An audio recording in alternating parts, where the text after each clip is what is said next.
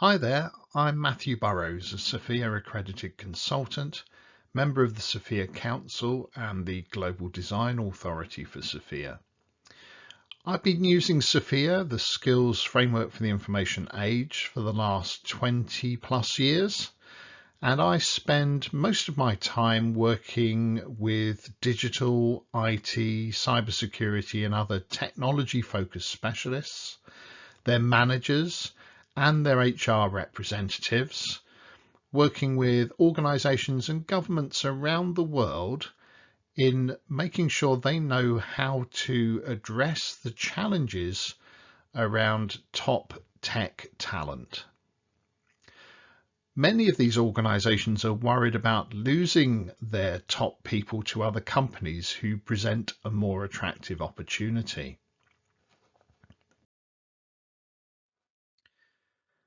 You may have heard a lot of talking about the Great Resignation, or the Big Quit as it's known.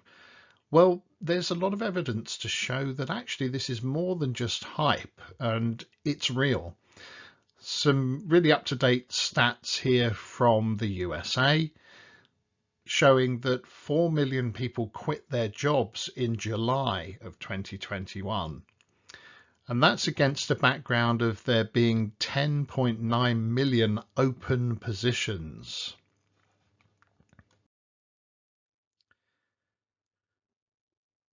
This information from the Work Institute gives the reasons why people leave their current employer. And career reasons continue to be the #1 cause of employee quits. And this has been the same since 2010. Interestingly, this reason, career reasons, which is really people seeing a lack of career development opportunities. So generally they're unable to maintain their current skills and keep those practiced and up to date. And also they're not getting the opportunities to develop the new skills that are needed in this environment. Those reasons did decrease slightly in 2020, down by 8%. But the data from the first half of 2021 shows that it's risen 17% already through this year.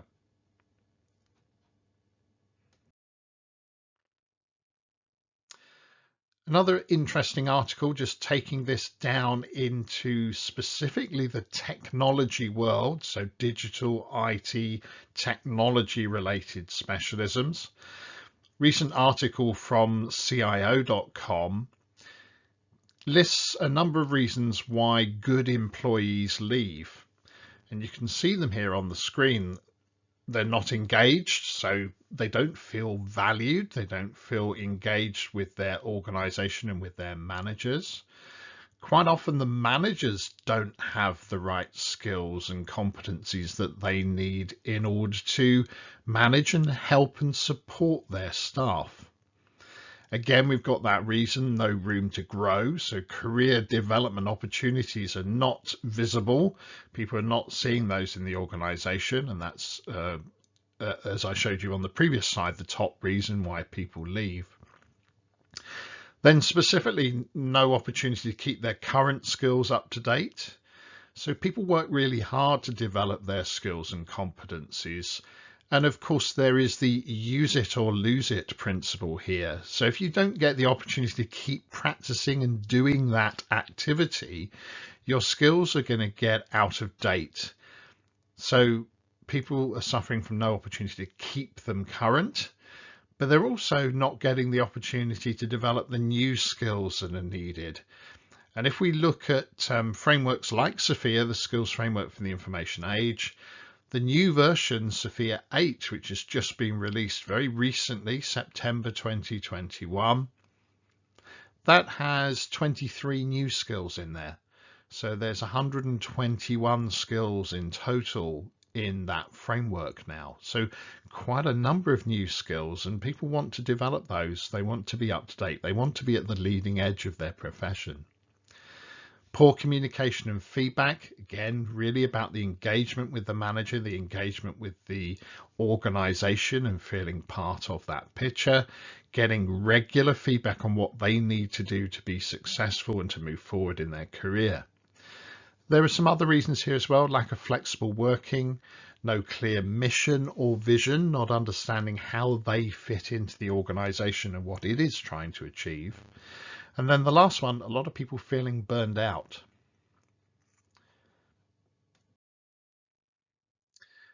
Robert Half have published an article here on some hiring trends that they're noticing as well. So skilled candidates are hard to find. There is a skills shortage out there. And according to this survey, 96% said that they're finding it very challenging to find strong candidates. So to find people with the skills and the competencies at the levels that they need them. So they're seeing the skills shortage here as well. And that's evident in this next stat, that the technology professionals, the individuals themselves, have got a lot of choice. In a market where there are skill shortages, they can pick and choose a little bit more. So they often have multiple job opportunities. And that's leading to people chasing the best deal. They're going to go to the place that they feel is best for them and their career. As we saw from the reasons why they leave, it's not just about salary, but clearly that does come into it. People might be attracted by a higher salary, but actually it's more about the development opportunities and maintaining their current skills, increasing their skills. So as organizations, with this backdrop of we don't have the luxury of always being able to recruit people to replace people that are leaving, because those skills are just not there. So that's why the leaders in these organizations are starting to turn their focus more on professional development. How do we retain those people that we've got? Make sure that they've got the right opportunities so they stay, that they've got the right skills so that they're fully productive and feel valued and are actually contributing to the vision and mission of the organization.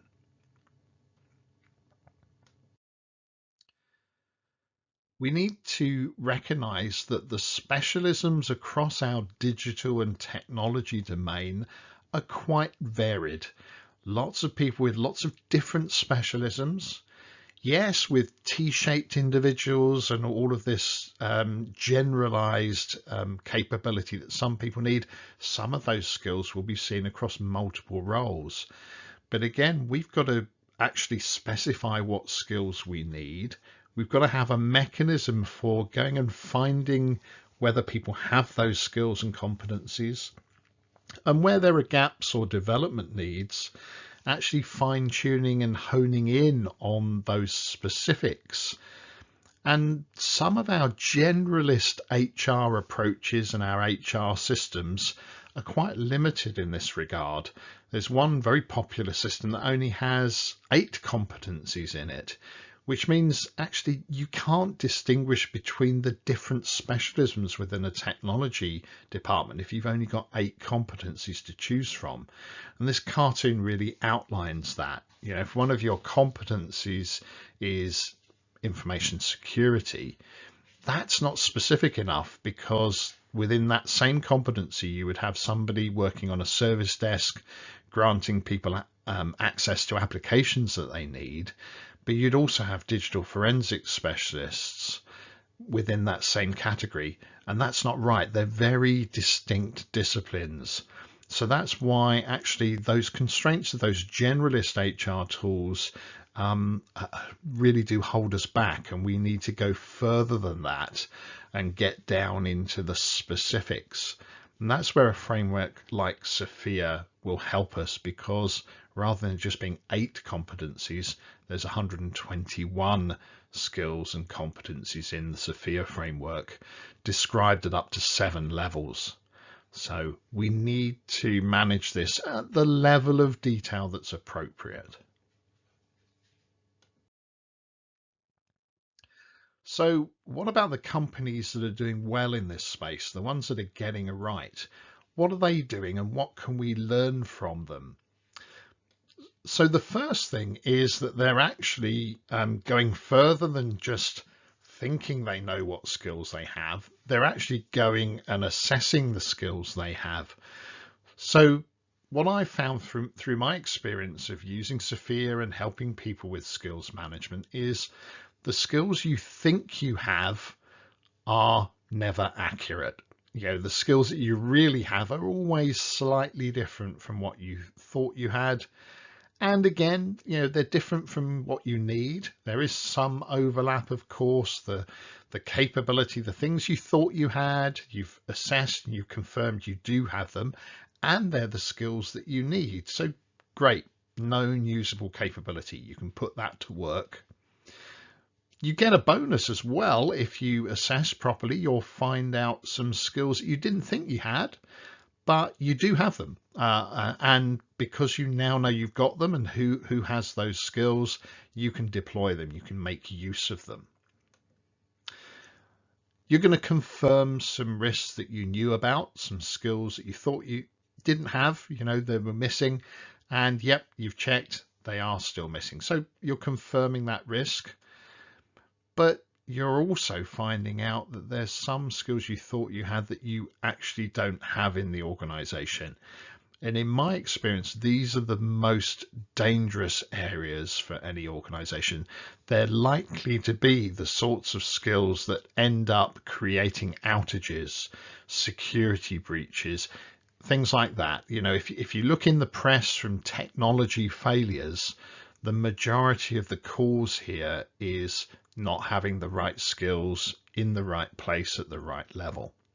And quite often they're skills that they thought they had, they find out the hard way that they don't have them. So every organization needs to avoid that. You don't want those nasty surprises and making the press for an expensive or a catastrophic IT failure, as a lot of organizations do.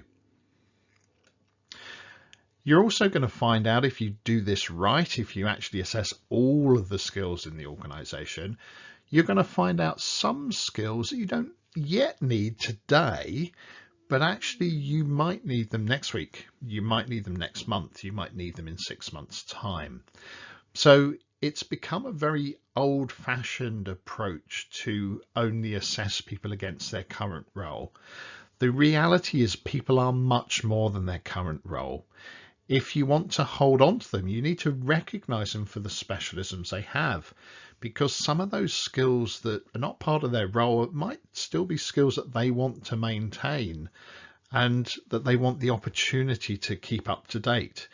And from the other surveys that we've seen, things like Gartner have said that actually the skill requirements for a role will change at least 10% year on year.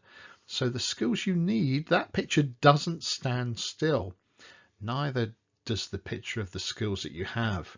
You need to assess them, you need to take a view on them, but then you need to keep them up to date. And when your skill requirements change, you'll find out that some of those skills you already have.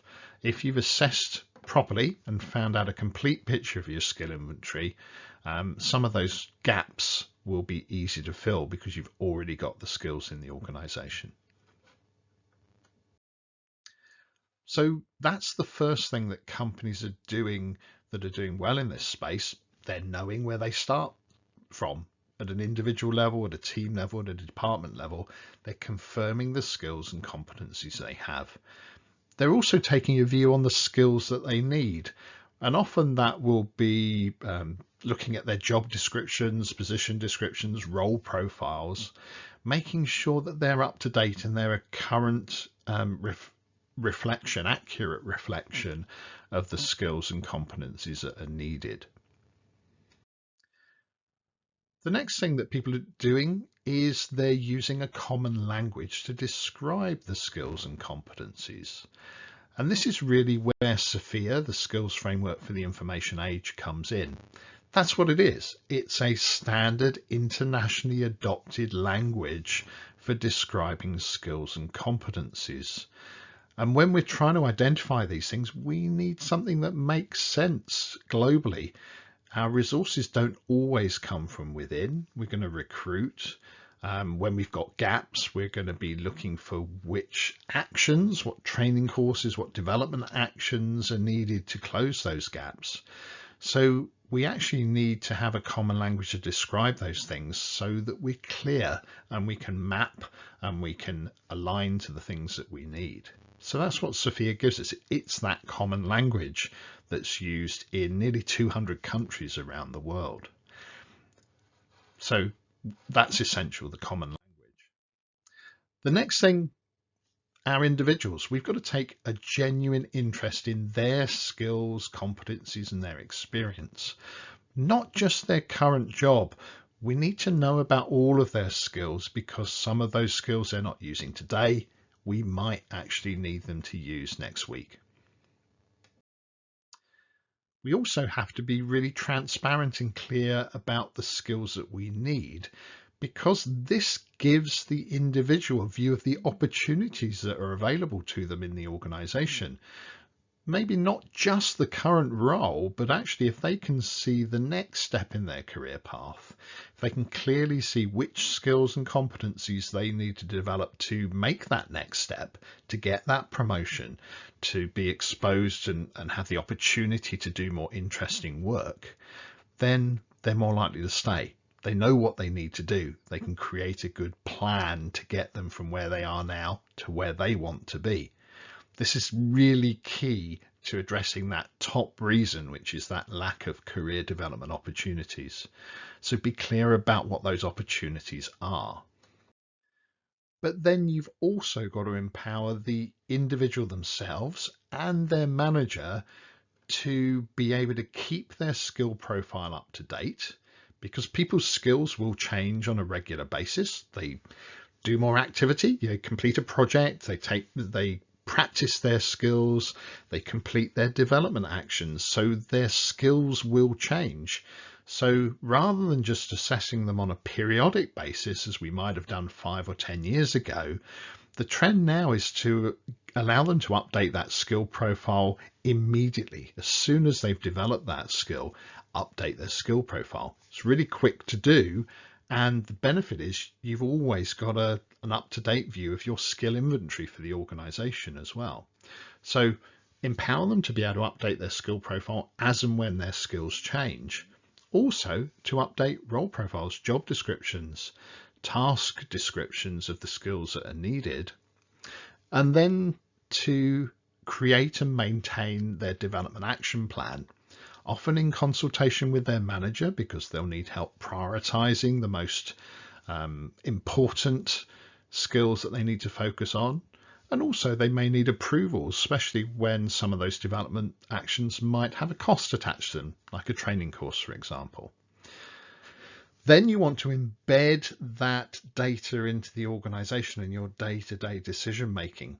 If you've got accurate information on the skills you have, the skills you need, and therefore can do gap analysis, you can also look at this at a number of levels. A manager could look across their team and say, actually, we need a certain balance of skills across the team. We haven't got unlimited time, we haven't got unlimited budget. So I might need some of the team to focus on some skills in their development and others in the team to focus on different skills, so we have coverage across the team. Again, you can step back even further and look at that across a department or across the whole organization, so that you know what your top people and skills related risks are. You can make a decision on buying new skills in, recruitment, building them, so development, even moving them around, secondments, all sorts of opportunities to make use of those skills. And for some skills, you might decide that they are not core competencies that you're going to have in the organization. You might need to source them externally, either contractors or contingent workers, or maybe even third-party suppliers, vendors in some cases. But knowing what you have and what you need is the basis for being able to analyze that data and to use it to help you in your decision making, whatever the end decision might be. So to summarize, the vital ingredients that we need to get this right is we do need a consistent set of terminology, a set of definitions for skills and competencies, so we're all using the same language. And that's what SOFIA gives us.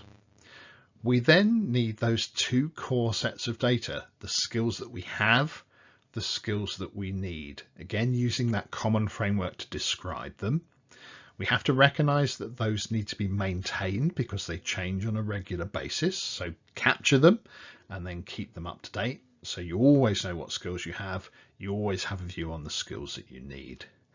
Then with those two data sets, we can do gap analysis, we can prioritize and focus in on the ones that are most important, and then we can reflect that in our action plans.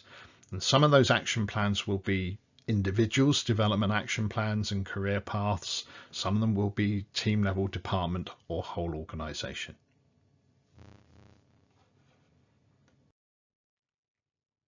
There are a lot of challenges that we face in the technology world, and those challenges get even more acute when we're in a situation where there are skill shortages. Each organization will have a slightly different set of challenges, but some of them are quite common. And you can see these types of things are what a lot of CIOs and senior executives are really worrying about. Do we have the right skills and competencies to prevent cybersecurity incidents, to complete our digital transformation activity, to operate that evolved operating model once we've finished that initial transformation, to deliver service, to deal with all of these other things that you see listed here? And simply, people in organizations quite often don't know. If you don't know what skills you have, you're not going to know the answer to this. You won't know whether you've got the right skills here. So again, that common starting point is answering that "what skills do we have" question. From there, you can then start to see where your gaps might be. There is a maturity scale available here. So at the end of this presentation, I'll give you some links where you can actually, if you're looking at this from your organizational perspective, you can do a really quick online survey. It's all free, it takes about 10 minutes to do, and it will tell you where your organization is on this scale. It'll give you a bit of analysis, a bit of SWOT analysis on the different levels so that you can make an informed decision of which level you need to move to. And then it will give you some advice and guidance on how organizations do that. So well worth 10 minutes of your time if you're a senior exec trying to look at how your organization's doing and how you need to move forward. So for those that haven't heard of SOFIA, the Skills Framework for the Information Age, it has been around for over 20 years and it is regularly updated so that it always contains the latest set of skills and competencies that are needed in the working world. It's used in nearly 200 countries.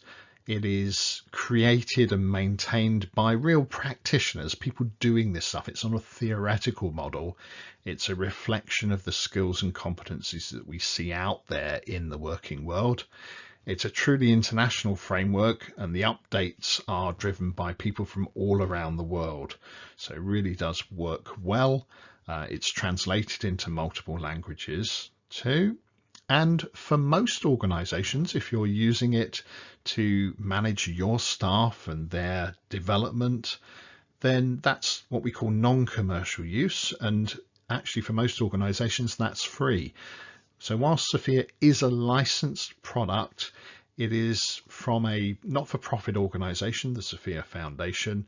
The majority of users, individuals and organizations, will be using it absolutely free of charge.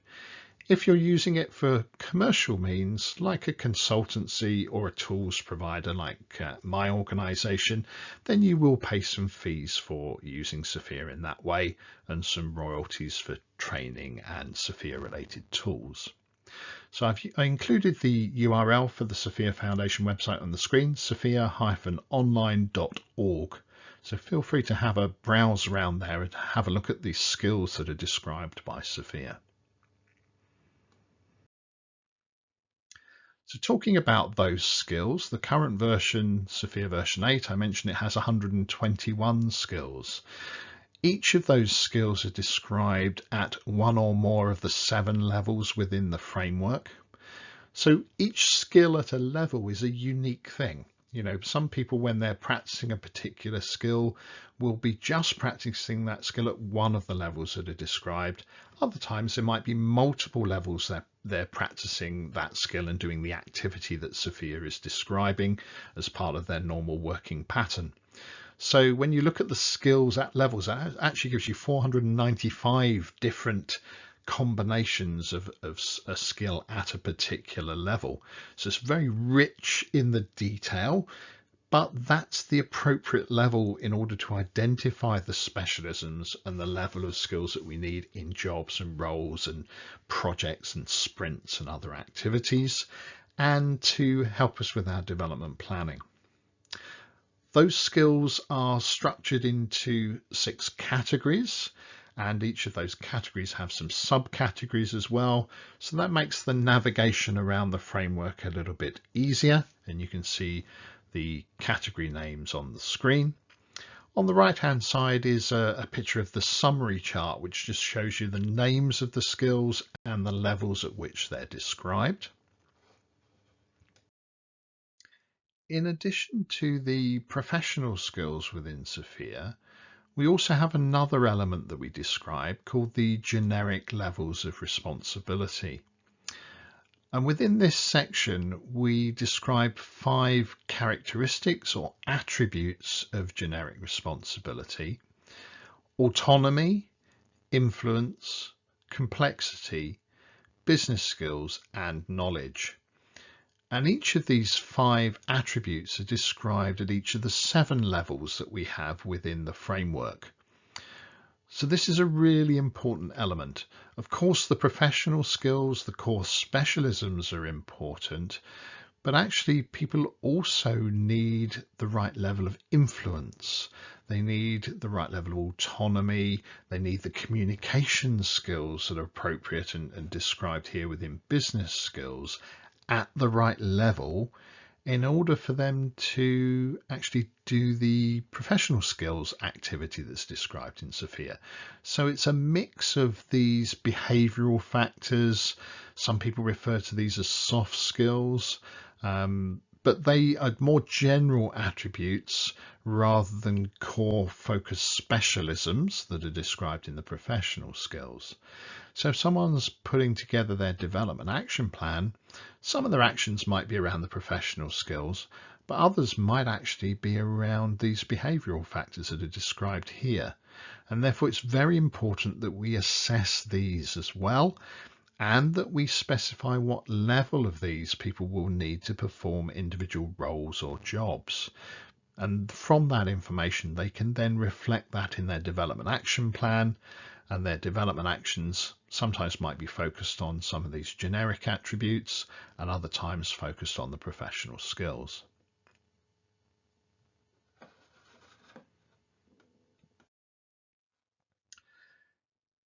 There is some information here on sort of typical implementation flows for organizations.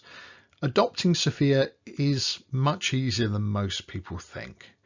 It can be done, the initial adoption, the initial baselining of your current skills and what skills you need, in quite a short period of time. If you take an approach that's tried and tested, that's worked for a lot of other organizations, that will certainly make it more likely that you're going to get good value out of this. And this shows you a typical flow. Obviously, with any activity, there's got to be a management of change element to it, some planning, some communication, some getting the messaging right, being able to explain to people what you're doing, why, how it's going to help them, and how it's going to help the organization. So obviously important in any type of activity, not just within the skills space. So the management of change aspect. From there, we move into an assessment, a data capture phase that in most organizations will involve self-assessment initially. So people being able to assess themselves and identify which skills at which levels they have from the SOFIA framework. So all focused on answering that "what skills do we have" question. Of course, Once we have that data, we can review it. There might be some manager review and some discussion to help ensure that we've got a consistent interpretation of the SOFIA framework across the organisation. In some cases, organisations will want to have some of their people trained as SOFIA assessors, so they can help people to get an accurate baseline of their skills. Sometimes they'll look outside for external assessors to help them with that and give an independent view. So that's all about refining that what skills do we have data, creating that skills inventory. Then we've also got to do a bit of work on the what skills do we need question, which often is focused initially on role profiling, so mapping your job descriptions and role profiles to SOFIA. But if you're in a more agile environment, it might be looking at how do you request resources for a sprint or for a particular task. And again, we can use SOFIA and we can teach people how to use SOFIA to hone in and identify the specific skills and the levels that they're needed for each task. Then once you've got that data, you've got the mechanism for keeping it up to date. It's all about leveraging the data, using it to help you with your decision making at multiple levels. This can be achieved in quite a short period of time. Some organisations, depending on their bandwidth, they might want to take longer, they might want to phase the activity. But here's a picture of a typical initial effort for adopting SOFIA and embedding it in the organisation. Perhaps week 1 will be focused on initiating the project, working on the communication aspects so you get your messaging right and you're ready to deliver that to the people in scope. You might be just configuring the tools that are going to help you capture it and manage it ongoing. You might be taking a quick look at your operating model and your roles and your jobs and getting all of that information together ready to map to SOFIA. Once your comms material is ready, you can then go and deliver it to the people that are in scope. Tell them about the project, what you're doing, why. Give them a bit of awareness of SOFIA and what it is and why we're using it. And then give them a period of time to complete their own SOFIA-based self-assessment. Generally, this takes 45 to 60 minutes for each person to do. I had somebody the other day do it in 8 minutes and they had a perfectly good skill profile off the back of it. Equally, there are people that prefer to take longer on these things, and certainly we don't advise giving a time limit. Give people as much time as they want. By giving them a couple of weeks to fit in and around their other commitments, it makes it easier. For the people that like to spend longer and want to spend 2 or 3 hours doing this, absolutely fine, nothing to prevent them doing that. But as I say, the average is it takes about an hour. And perhaps if they're spending longer than that, they may be in danger of overthinking it a little. So remember, this is just an initial capture of the information. Once they finish that set of self-assessment surveys, they won't ever have to do that again. They will see their skill profile, they can edit it and update it and address any issues that they might have had in the self-assessment. Maybe they misunderstood an area and they just need to tweak it. They can do all of that. So again, a reason why they don't need to overthink that initial data capture. That's a great period of time while you're giving people a couple of weeks to do their self-assessment. That's really good time to get your jobs and roles mapped to SOFIA. Maybe to do a little bit of training. Perhaps people managers might want a little bit of extra in-depth training so that they understand SOFIA at greater detail, so they can have those conversations with people about their development planning. So again, number of different training options available to people to consume depending on their preference, self-paced, instructor-led, blended, whatever it might be. Quite a lot of options for training. Then, of course, once you finish that self-assessment phase, if you're supplementing it with manager reviews or approvals or skills discussions with either an internal or an external assessor, that's the time to do that. Making sure that people have the right job description highlighted in their profile so they can start their gap analysis and so on. So that's what you would do in that period. And then really you're into analytics, using the data, doing the gap analysis, doing the action planning, and really embedding the use of SOFIA so that it doesn't become just a one-off activity. It's actually something that's built into the conversations that your managers and employees are probably already having on a periodic basis about their development. So using SOFIA shouldn't be an overhead. It shouldn't be extra work, a little bit of upfront just gathering that data. But after this initial phase, actually it should make it easier to do some of the things that you already do and to be more focused on those development conversations when you have them. Not a big overhead or additional activity, just making it more efficient the way you do some of the things you already do. So of course, getting an accurate SOFIA assessment is really important. If the data is good, the decisions you make off the back of that data will be really good as well. So a few simple tips. Some people get these wrong, so they're worth emphasizing. In our experience, you want to assess the whole individual, so not just the skills of their current role. There are a number of reasons behind this. If you assess people against their current role, actually you tend to get skewed data as well as incomplete data, and you won't be capturing the skills that they have that perhaps you'll want them to use tomorrow or next week if you knew they had them. So get a complete picture. It's also great for retention because it shows people that you're interested in them, not just the job that they do for you. So assess the whole individual. When you're doing that, capture all of the levels at which they practice each skill.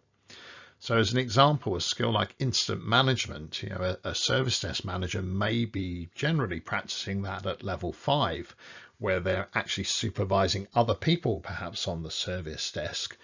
And the others might be practicing that skill at the lower levels 2 and 3, where they're logging, categorizing and prioritizing the incidents.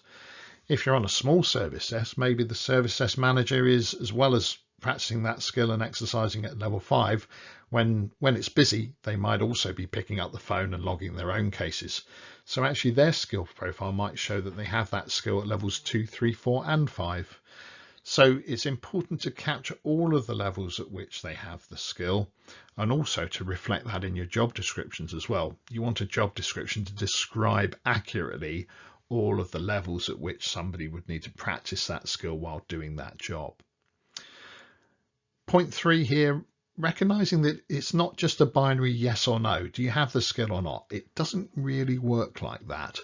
A lot of people will have the background knowledge for a skill, but they might not have been given the opportunity to put that knowledge into practice. You still need to recognize that they've got that background knowledge. Maybe people will have been able to put that knowledge into practice, but in a limited fashion. Maybe they do 50 to 85% of what Sophia's describing in a particular skill at a particular level, but they're doing some of it. They maybe have got that skill, maybe they have become proficient in it, but they don't do everything that's described, and they're not fully professionally competent yet, but they've largely got it. So you need to recognize that. And then you also want to recognize the people that have fully mastered that skill. They've developed it to a professionally competent level. Their focus is on that skill at other levels, or indeed on other skills in terms of their development focus. So it's not just a yes or no, it's a little bit nuanced than that. Then point 4, making sure that you don't just focus on those professional skills, but you assess those generic characteristics or attributes I talked about earlier. So autonomy, influence, complexity, business skills and knowledge. They're an important part of someone's overall profile and often areas that they need to work on in development. So make sure you capture that element as well as the professional skills. As I mentioned, different levels, mentioned this before. So if someone's got knowledge, there's a definition really of what that means. They understand the knowledge, they can explain how it would be applied. If they have the next level up skill or proficiency, as it's sometimes called, it's proficient performance of the activities that are being described by SOFIA. So they can do and have done what SOFIA is describing on their own without instruction and are proficient. They achieve the outcomes that are expected from doing that. And then the highest level here, competency, where they're fully professionally proficient. They've done the activity multiple times over an extended period of time in a professional working environment through performing a job role or function. And as I mentioned before, their development focus is probably on other levels of that skill or on different skills and competencies altogether. Quick reminder of that SOFIA Foundation website, sophia-online.org. You can have a look at SOFIA at the latest version on there. You can have a look at all the descriptions. You can register as well, so it's worth registering so that you can download those as PDFs and also keep up to date with new developments and new content that's made available. There are all sorts of useful tools on that website, different views and subsets of the data in SOFIA, including if you want to look at SOFIA from a DevOps point of view or looking at it from a cybersecurity perspective, which skills are most relevant out of the framework for those disciplines.